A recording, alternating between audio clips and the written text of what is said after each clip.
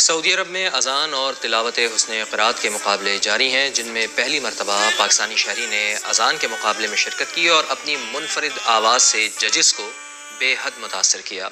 سعودی دارالحکومت ریاض میں جاری اذان اور مقابلہ حسن قرات کے مقابلوں میں دنیا کے مختلف ممالک سے امیدوار شرکت کر رہے ہیں۔ وہیں پر پاکستان سے تعلق رکھنے والے عبدالرشید بھی شامل ہیں، جنہوں نے مقابلہ اذان کی کیٹیگری میں اپنی دل فریب اور شائستہ آواز سے سننے والوں کے دلوں کو موہ لیا۔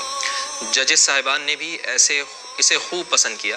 مقابلوں کا اہتمام سعودی جنرل انٹرٹینمنٹ اتھارٹی کی جانب سے کیا جا رہا ہے، جس میں 12 ملین ریال کی انعامی رقم مختص کی گئی ہے۔ اللہ اکبر